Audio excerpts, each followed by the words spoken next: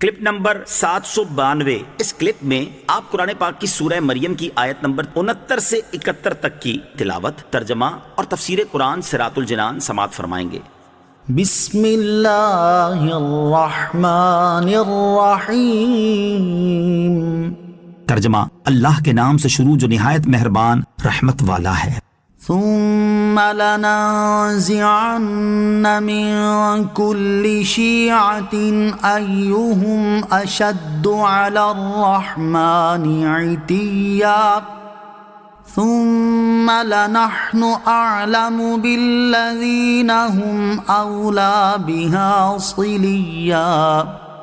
ترجمہ، پھر ہم ہر گروہ سے اسے نکالیں گے جو ان میں رحمان پر سب سے زیادہ بے باک ہوگا، پھر ہم انہیں خوب جانتے ہیں جو آگ میں جلنے کے زیادہ لائق ہیں۔ ثم لننزعن من كل شیعہ، پھر ہم ہر گروہ سے اسے نکالیں گے۔ ارشاد فرمایا کہ جہنم کے آس پاس کفار کو جمع کرنے کے بعد ہم کفار کے ہر گروہ سے اسے نکالیں گے جو ان میں رحمان کی نافرمانی کرنے پر سب سے زیادہ بے باک ہوگا، تاکہ جہنم میں سب سے پہلے اسے داخل کیا جائے جو سب سے زیادہ سرکش اور کفر میں زیادہ شدید ہو۔ اور بعض روایت میں ہے کہ کفار سب کے سب جہنم کے گرد زنجیروں میں جکڑے توق ڈالے ہوئے حاضر کیے جائیں گے، پھر جو کفر و سرکشی میں زیادہ سخت ہوں گے وہ پہلے جہنم میں داخل کیے جائیں گے، اور انہیں باقی کافروں کے مقابلے میں عذاب بھی زیادہ سخت ہوگا۔ کفار کے عذاب میں فرق ہوگا۔ یاد رہے کہ کفر اگرچہ یکساں ہے کہ الکفر ملت واحدہ، یعنی کفر ایک ہی ملت ہے، مگر کفار مختلف قسم کے ہیں کہ بعض ان میں سے وہ ہیں جو خود بھی گمراہ ہوئے اور دوسروں کو بھی گمراہ کیا، اور بعض وہ ہیں جو کسی کی پیروی کر کے گمراہ ہوئے، تو ان میں ہر قسم کے کافر کو اس قسم کا عذاب ہوگا جس کو وہ مستحق ہے، جیسے گمراہ گر کافروں کو پیروی کرنے والے کفار کے مقابلے میں دگنا عذاب ہوگا۔ چنانچہ اللہ تعالیٰ ارشاد فرماتا ہے، الذین کفروا وصدوا عن سبیل اللہ زدناہم عذابا فوق العذاب بما كانوا یفسدون۔ ترجمہ، جنہوں نے کفر کیا اور اللہ کی راہ سے روکا ہم ان کے فساد کے بدلے میں عذاب پر عذاب کا اضافہ کر دیں گے۔ اور ارشاد فرماتا ہے، وَلَيَحْمِلُنَّ أَثْقَالَهُمْ وَأَثْقَالًا مَعَ أَثْقَالِهِمْ۔ ترجمہ، اور بے شک ضرور اپنے بوجھ اٹھائیں گے اور اپنے بوجھوں کے ساتھ اور بوجھ اٹھائیں گے۔ ثُمَّ لَنَحْنُ أَعْلَمُ، پھر ہم انہیں خوب جانتے ہیں، یعنی ہم خوب جانتے ہیں کہ کون سا کافر جہنم کے کس طبقے کے لائق ہے اور کون سا کافر جہنم کے شدید عذاب کا مستحق ہے اور کون سا نہیں، اور کسے پہلے جہنم میں پھینکا جائے گا اور کسے بعد میں۔ وَإِن مِّنكُمْ إِلَّا وَارِدُهَا كَانَ عَلَى رَبِّكَ حَتْمًا مَّقْضِيًّا۔ ترجمہ، اور تم میں سے ہر ایک دوزخ پر سے گزرنے والا ہے، یہ تمہارے رب کے ذمے پر حتمی فیصلہ کی ہوئی بات ہے۔ وَإِن مِّنكُمْ إِلَّا وَارِدُهَا، اور تم میں سے ہر ایک دوزخ پر سے گزرنے والا ہے۔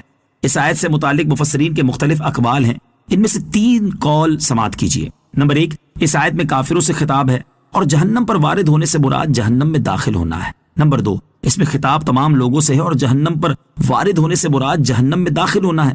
البتہ جنت میں جانے والے مسلمانوں پر جہنم کی آگ ایسے سرد ہو جائے گی جیسے حضرت ابراہیم علیہ السلام پر دنیا میں آگ سرد ہوئی تھی، اور ان کا یہ داخلہ عذاب پانے کے طور پر نہ ہوگا اور نہ ہی یہ وہاں خوف زدہ ہوں گے، بلکہ ان کا یہ داخلہ صرف اللہ تعالیٰ کے اس وعدے کی تصدیق کے لیے ہوگا۔ نمبر 3، علامہ ابو حیان محمد بن یوسف اندلسی رحمۃ اللہ تعالی فرماتے ہیں، اس آیت میں خطاب عام مخلوق سے ہے، یعنی اس خطاب میں نیک و بد تمام لوگ داخل ہیں، اور جہنم پر وارد ہونے سے نیک و بد تمام لوگوں کا جہنم میں داخل ہونا مراد نہیں، بلکہ اس سے مراد جہنم کے اوپر سے گزرنا ہے، جیسا کہ حضرت عبداللہ ابن مسعود، حضرت حسن اور حضرت قتادہ رضی اللہ تعالی عنہم سے روایت ہے کہ جہنم پر وارد ہونے سے مراد پل صراط پر سے گزرنا ہے جو کہ جہنم کے اوپر بچھایا گیا ہے۔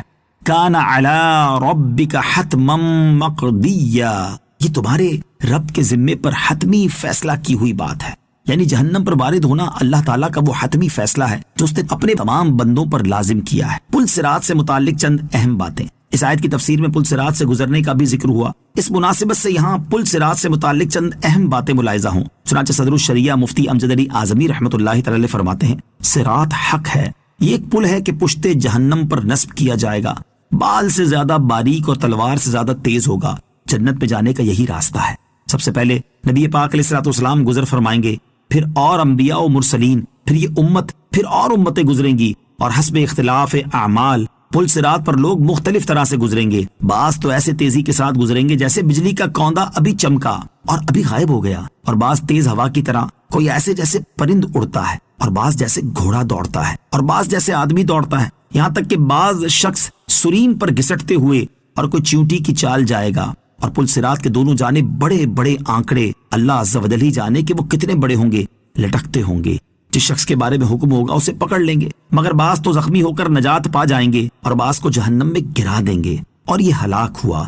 یہ تمام اہل محشر تو پل پر سے گزرنے میں مشغول، مگر وہ بے گناہ گاروں کا شفیع پل کے کنارے کھڑا ہوا بکمال گریہ وزاری اپنی امت آسی کی نجات کی فکر میں اپنے رب سے دعا کر رہا ہے، رب سلم سلم، الہی ان گناہ گاروں کو بچا لے. اور ایک اسی جگہ کیا، حضور علیہ الصلوۃ والسلام اس دن تمام مواطن میں دورہ فرماتے رہیں گے. کبھی میزان پر تشریف لے جائیں گے، وہاں جس کے حسنات میں کمی دیکھیں گے اس کی شفاعت فرما کر نجات دلوائیں گے. اور فوراً ہی دیکھو تو حوض کوثر پر جلوہ فرما ہے، پیاسوں کو سیراب فرما رہے ہیں. اور وہاں سے پل پر رونق افروز ہوئے اور گرتوں کو بچایا. غرض ہر جگہ انہی کی دعائی، ہر شخص انہی کو پکارتا، انہی سے فریاد کرتا ہے. اور ان کے سوا کس کو پکارے کہ ہر ایک تو اپنی فکر میں ہے، دوسروں کو کیا پوچھے. صرف ایک یہی ہیں جنہیں اپنی کچھ فکر نہیں، اور تمام عالم کا بار ان کے ذمے.